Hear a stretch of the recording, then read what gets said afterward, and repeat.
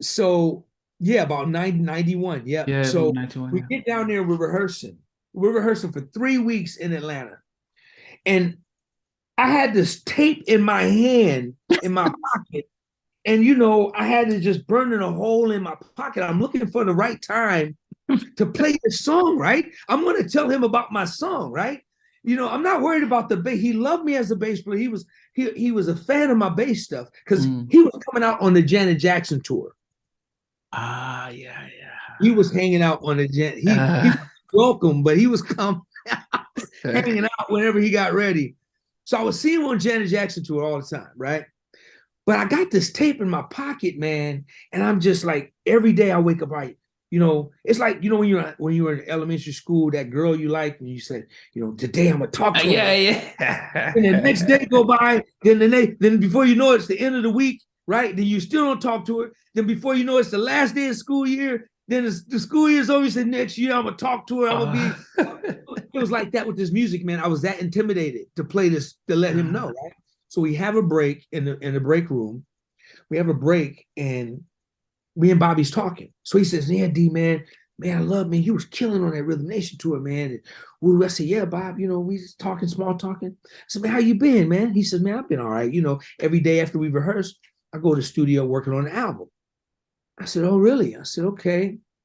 I said, "So how's it coming?" He said, "Ah, it's coming cool. Teddy Riley's gonna be here soon, and got to get with Face and got to do this." I said, "Yeah, you almost done?" He said, "Nah, we're not done yet." He says, "Why? Do you have something?" And I said, "Just so happen I do." And I started rubbing on my pocket. Then he says, "Well, when can I hear it?" I said, "We can hear it right now." So mind you, we're on a break. It's probably like 3 or 4 in the mid-afternoon. We go into his car. He's driving this Mercedes Benz. He's probably 5, 6 years. no. This was the station wagon. At that Okay. time, we had about 30 of them. At that time, this was the station wagon one. And if the Benz cost 100,000, his sound system cost about 300,000. Okay, so he puts my tape in, right. So now I'm on the passenger side, and he's on the driver's side. He puts my tape in, and it gets into the song. About 15, 20 seconds in, he stops the tape, rolls down the windows. He's screaming, "Band, I need the security. I need the dancers. I need everybody to get the fuck over here by this car right now. You guys are going to hear my first single of my album." And I'm like, "What's the single?" I didn't know anything. And so he's like, "D, man, run that back. Let's listen to this." And he said, "Somebody bring me a joint." So So we're in the car. Now he has everybody listening to my song. And I'm like, I don't know if they're going to like my song. They're going to clown my song. They're going to make fun of me or nothing. But everybody was listening to it and grooving and just getting into it. I was like, oh, snap, they like it, right? And so Bobby says, he says, "Listen, when we come back from Japan, I'm going to fly you back here to Atlanta with me. And we're going to go cut this record. Plus, we're going to cut another song." So I'm like, "Dude, are you serious?" He says, "Yeah, so I'm gonna have you out here for like 2 weeks after we do Japan." So I'm like, "Dude, really?" He's gonna record my song for real. He's gonna record this song. So now I'm talking to he's got his attorneys calling me in Japan saying, "Hey, yeah, Mr. Brown, wants Wow, to, serious. Wow. Mr. Brown you guys are gonna do 2 songs. He got the studio. You're going to be working here. They're talking all this stuff that I have no clue. With the Sam's, is like, okay, yeah. And then she says, yeah, and then yeah. So Mr. Brown is going to pay you this for this track. He's going to pay you $15,000 for this track, and then he wants to do another track, and he's going to pay you another $15,000. So yeah, I said, "He's going to pay me what?" And they were like, "Well, Mr. Allen, if that's a problem, you have to take that up with Mr. Brown." I said, "No." I said, "No, no, no. See, yeah, he's going to pay you 15,000 for this one and another 50. That's 30,000 for the total of 2 tracks. Is that right?" Dude, my jaw hit the ground. I said, "Wait a minute. You can make that kind of money producing a record?" I said, "I'm in the wrong business." I'm in the wrong business. I'm in the wrong business.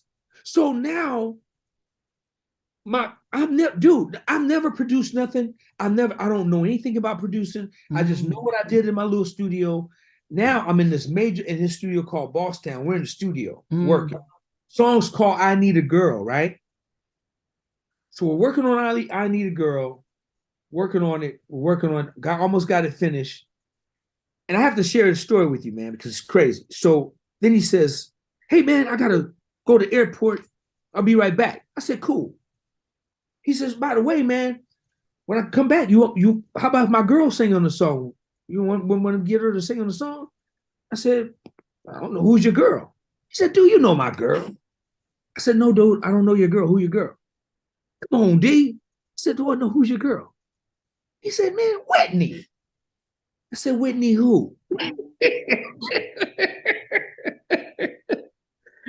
He said, you know Whitney Houston, my girl? I said, get the hell out of here, man. I ain't messing with no Whitney Houston. Out of here, right?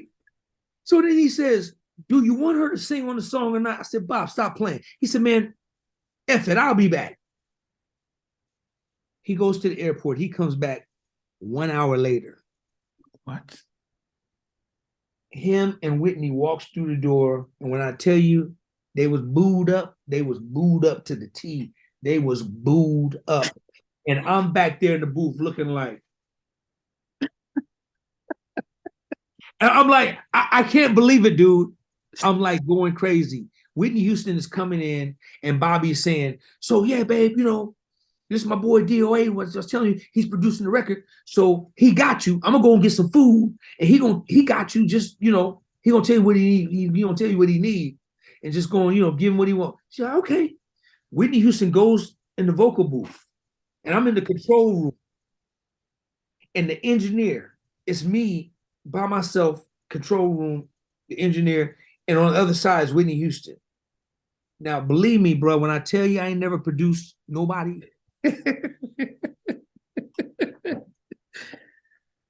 I ain't never produced nobody but my own little self in my studio in Sacramento, dreaming that this song could be on Bobby Brown, right? Wow. Now I could kind of do the Bobby Brown thing now, but now Whitney Houston, bro, I don't know what to do. So Whitney Houston is getting the thing together, getting the mic together, taking the scarf off, and I'm looking at the engineer. I'm saying, dude, what the hell do I do? What are we doing? What are we doing, bro? Tell me. What do I say? He says, dude, you got a producer. I said, I don't know how to produce nobody. I've never done this. Oh God. Man, I promise, man, I can't make this up, man. This is part of my testimony because it goes further. So she's like, okay, D, tell me what we're doing. And this is your first time meeting her, right? Just first time meeting her. First time being in the studio with an SSL board. Don't know what knobs do. Bobby gone. I'm with the engineer who's a big engineer. He ain't helping me. And now I got Whitney Houston on the other side. Wow. And so she said, so, okay, what are we doing? I said, let me see. So what do I say, dude? I said, you're just gonna sing, right? Sing? Just sing, right? She's like, he said, just play the damn record. Just play the record. I said, thank you, God. Thank you. Played the record, man. She started singing on the song. And I'm telling you, man, I was blown away. Now here I am, never producing. I got Bobby Brown. I'm producing Whitney Houston on my song. I never did that before, never produced nobody. Now I'm working with the greatest of all time on a record called I Need You, I Need a Girl. Now, the ironic thing is this. The second song that me and Bobby wrote together was a song called College Girl. Yes, the Bobby album's my favorite album. So I know all the tracks, so don't worry about that. Yeah, so the College Girl. Yeah, I know the college, yeah.